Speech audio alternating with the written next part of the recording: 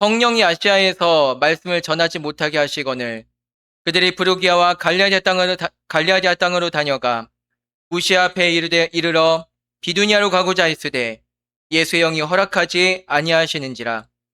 무시아를 지나 드로아로 내려갔는데 밤에 환상이 바울에게 보이니 마게도냐 사람 하나가 서서 그에게 청하여 이르되 마게도냐로 건너와서 우리를 도우라 하거늘 바울이 그 환상을 보았을 때 우리가 곧 마게도냐로 떠나기를 힘쓰니 이는 하나님의 저 사람들에게 복음을 전하라고 우리를 부르신 줄로 인정함이러라.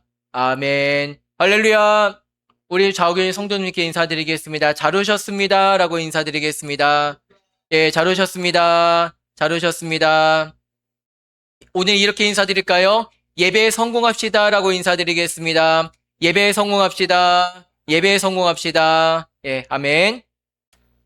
어제 말고요. 그 전주 토요일, 그러니까 8일 전이죠. 7월 4일 날 저하고요, 아내하고요, 특별한 데를 갔다 왔습니다. 저 창원에 있는 호주 선교 기념관에 갔다 왔습니다.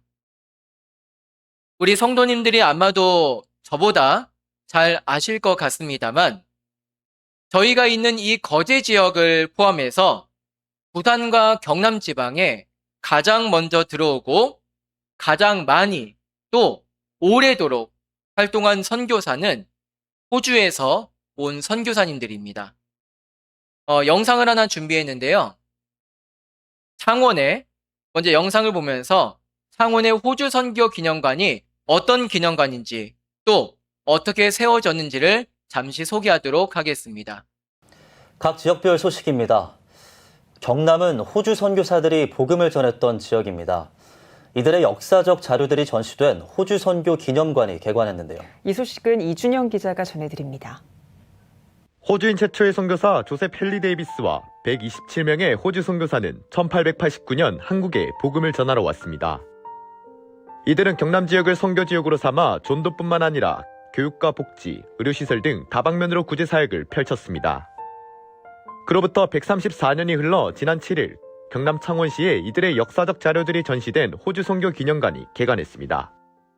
134년 전에 오셨던 조셉 헨리 데이비스를 비롯한 127분의 선교 사역을 기념하는 기념관이고요. 한국 교회사 가운데 있었던 희귀 사료들을 다른 어떤 곳에서보다도 더 자세히 볼 수 있는 너무나도 소중한 곳입니다. 호주 선교 기념관은 연면적 553.15제곱미터, 지상 4층으로 호주 선교사 127명이 사용한 물품과 자료들, 호주 선교부에서 발간한 고도서 등 2,400여 개의 역사적 자료들이 전시돼 있습니다.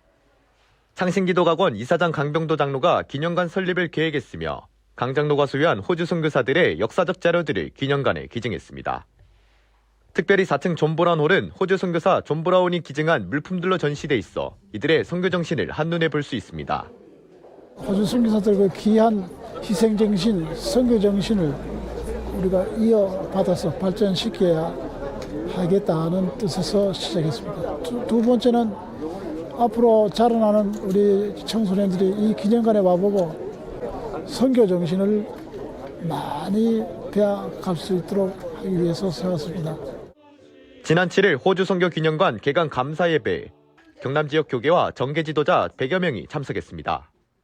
예배에서 순복은 진주초대교회 이경원 목사는 호주 선교 기념관은 창신기독학원과 교회 후원으로 만들어졌다며 다음 세대에게 호주 선교의 역사를 알리는 귀한 장소가 되길 바란다고 전했습니다. 특별히 호주 선교사 존 브라운의 아들인 마이클 브라운이 참석해 창신기독학원과 지역 교회들에게 감사 인사를 전했습니다. Thank you and congratulations to Elder Kang and the many others of Junction School who have worked so hard for so long to plan and build this building, to recognise the contribution of missionaries and the extremely fruitful partnership that they have had with the Korean Church. I hope and trust that this building will serve as a reminder of all the exciting developments that can be created through partnerships of faith. 호주 선교사들의 선교 역사와 정신을 담은 호주 선교 기념관. 기념관을 통해 후대에도 선교의 역사가 기억되길 소망합니다.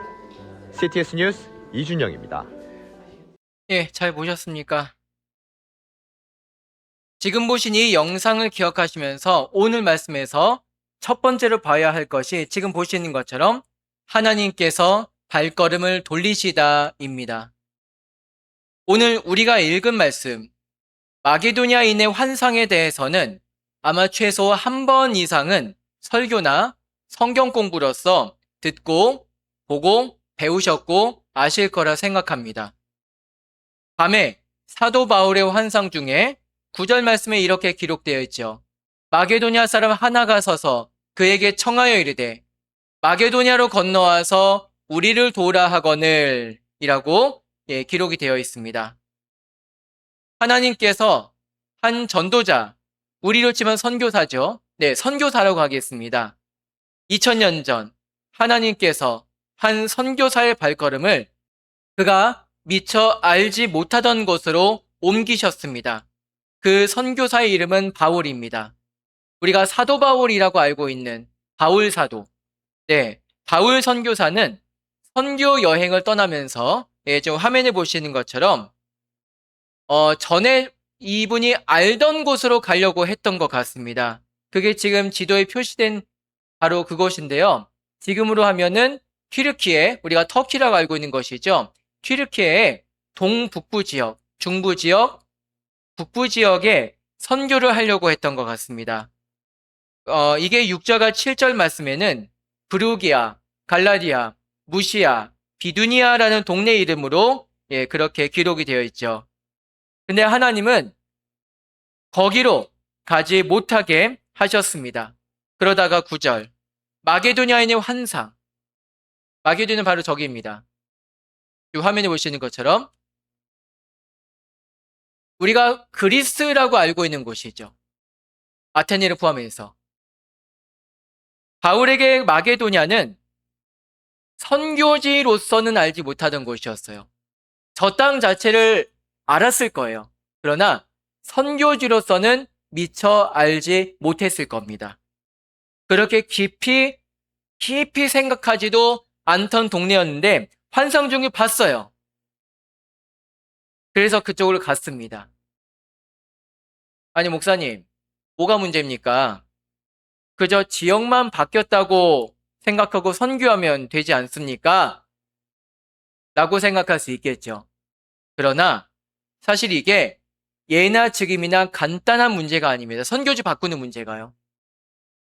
선교지를 바꾼다. 그럼 어떻게 됩니까? 그 전에 열심히 준비하던 거는 다 휴지 조각이 되어버리는 거죠. 처음부터 언어부터 해가지고 새롭게 준비를 해야 되기 때문입니다. 아니 하나님, 지금까지 준비했던 거 저 좋자고 한 거 아니었잖아요. 나 좋자고 한 거 아니었잖아요. 하나님 위에서 있잖아요. 근데 1억입니까? 라고 그렇게 불평할 수도 있겠죠. 그러나 10절, 바울이 그 환상을 보았을 때 어떻게 했습니까? 보았을 때 우리가 곧 마게도냐로 떠나기를 힘쓰니라고 기록이 되어 있습니다. 하나님께서 발걸음을 돌리신 뜻이 있었다고 인정을 했기 때문에 지체하지 않고 마게도냐로 떠날 수가 있었던 것입니다. 자, 하나님께서 이렇게 바울 선교사의 발걸음을 다른 데에 돌리신 이유로 해가지고 마게도냐에, 다른 데가 아니라 마게도냐에 일찍부터 예수 그리스도의 복음이 들어갔습니다. 오늘날로 치면은 유럽 지방에 복음이 일찍부터 들어간 원인이 되는 것이죠. 그 전에는 마게도냐는 사실 다른 것으로 유명했죠. 문명으로 유명했죠. 서양 문명으로. 그리스 문명, 헬라 문명으로 유명했는데, 그러나 그때까지만 해도 예수 그리스도 복음에 있어서는 마게도냐는 유명한 동네가 아니었습니다. 그러나 하나님께서 마게도냐에 복음의 문을 일찍부터 열어주심으로써 복음의 새로운 역사가 시작이 된 것입니다. 유럽에 복음의 문이 열린 것입니다. 근데 우리나라도 그랬습니다. 또 우리가 사는 지역도 그랬습니다. 이 지역도 그랬어요. 우리가 사는 이 우리나라를 위해서, 우리 지역을 위해서 하나님께서 어떤 선교사님의 발걸음을 돌렸습니다. 처음부터 예정해서 가라 그런 게 아니라 다른 데 가려고 했던 선교사님 발걸음을 돌렸다는 거예요. 어떻게 해요? 가장 대표적인 선교사가 지금 보시는 것처럼 언더우드 선교사님이죠. 1885년 부활절에 아펜젤로 선교사와 함께 인천 제물포항으로 복음의 첫 발걸음을 내디딘 선교사인데, 원래 언더우드 선교사님이 우리나라를 오려고 했던 것이 아니었어요. 인도를 생각했어요. 인도로 가려고 했고 많은 준비를 했답니다. 그러나 그때 당시를 되돌아보는 언더우드 선교사님의 회고록에 의하면은 하나님께서 마음 중심에 인도가 아니라 조선으로 사인을 계속 주셨다고 합니다. 상황도 이끄셨지만 마음도 이끄셨대요. 그리고 또 한 사람이 있습니다. 우리가 처음에 좀 전에 영상으로 봤던 바로 이분입니다. 헨리 데이비스 선교사님. 이분이 호주 선교사님이에요. 호주에서 오신 분이에요. 근데 이분도 인도를 생각했어요. 그래서 인도 캘커타, 콜카타라는 지방에 2년 정도 이미 다녀온 경력이 있는 분이세요. 그래서 인도 선교를 계속해서 준비하다가 어느 날 1887년 조선에 잠깐 들어갔었던 모 선교사에게서 한 통의 편지가 어느 선교 잡지에 실렸습니다. 호주의 선교 잡지에 실렸는데 그 편지를 봤어요. 그게 이분의 발걸음을 바꿨습니다. 어떻게 해요? 인도보다 더 시급한 선교지가 있다. 조선이다. 그 중에서도 부산이다. 이렇게 해요. 하나님께서는 이렇게도 역사하십니다. 자, 그리고 오늘 말씀의 두 번째. 이거 우리 한번 같이 읽어볼까요? 시작. 헛된 발걸음은 없다입니다. 다시 오늘 말씀에 보면 하나님께서 발걸음을 다른 데로 돌리시면은 그렇게 해서 전에 알지 못하던 곳으로 바꿔서 가는 발걸음, 그 선교의 발걸음 하나하나가 결코 헛되지가 않습니다. 설령 그렇게 해서 발걸음을 되돌려가지고 하나님께서 이끄신 대로 가는 그 선교의 발걸음이 예기치 못한 질병이나 사고로 멈춘다 할지라도 그 발걸음은 결코 헛되지 않습니다. 왜냐?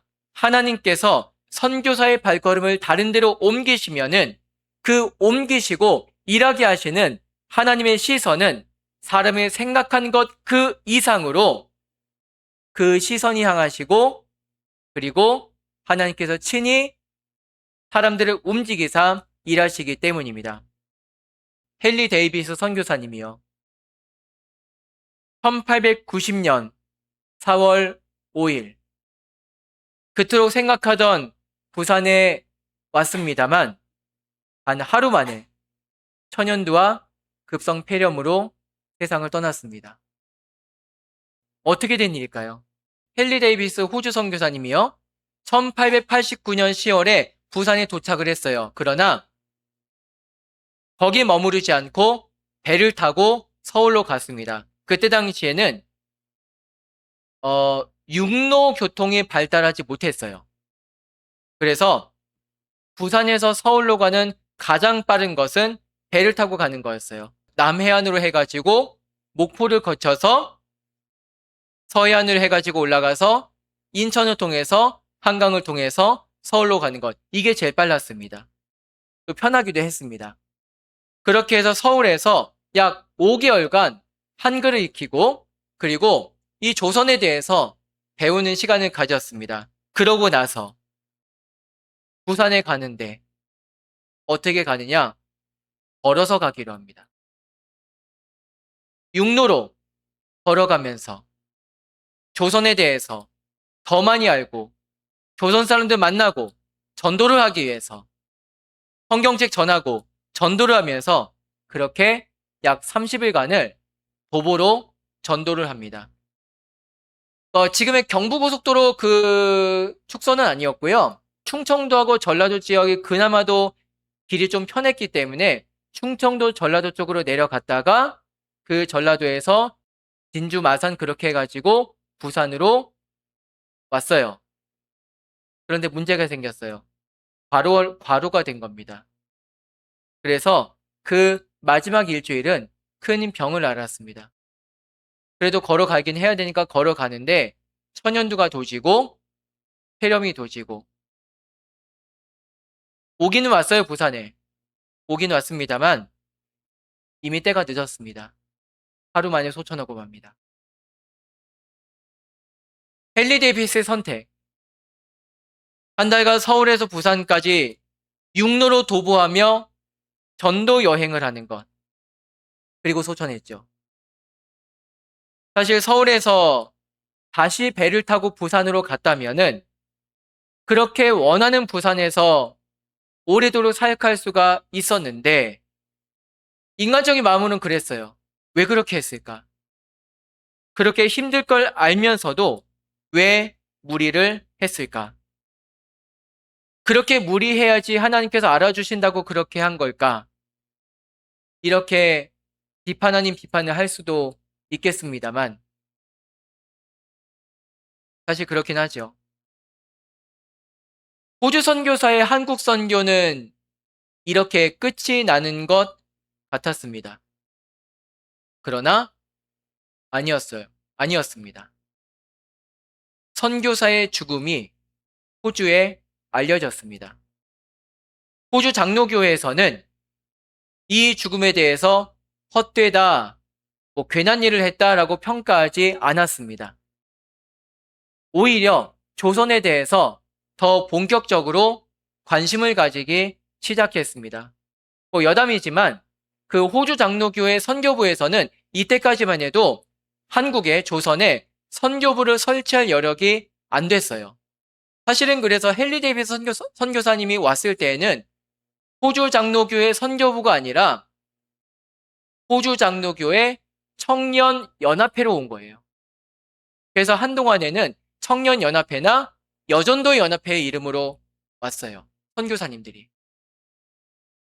그럼에도 불구하고 이 헨리 데이비스 선교사님의 갔었던 조선에 관심을 가지고 이분이 최후를 맞이한 부산에 관심을 갖게 되죠. 그렇게 해서 부산과 그 인근 지역으로 비록 상황이 그렇게 충분하지 못했음에도 불구하고 호주 장로교에서 선교 사역을 도맡아서 한 분 한 분 해가지고 남자 선교사, 여자 선교사 해가지고 이렇게 파송해서 보내게 됩니다. 그 중에 영상으로 아마 이분을 방금 전에 영상에서 아마 이분을 봤을 겁니다. 저기 조그맣게 표시되어 있는 저분을 혹시 기억하시나요? 방금 전에 보셨을 텐데. 이분의 이름은 앤드류 아담슨입니다. 우리나라 이름으로는 손안로 선교사님. 이분이 원래는 영국 사람이에요. 호주 사람 아닙니다. 그러나 호주 장로교 파송 선교사로 이분도 청년연합회로 왔어요. 그 다음 1900년 돼서야지 선교부가 이제 세워집니다. 호주 장로교 청년연합회 파송 선교사로 1894년 부산에 들어오게 되죠.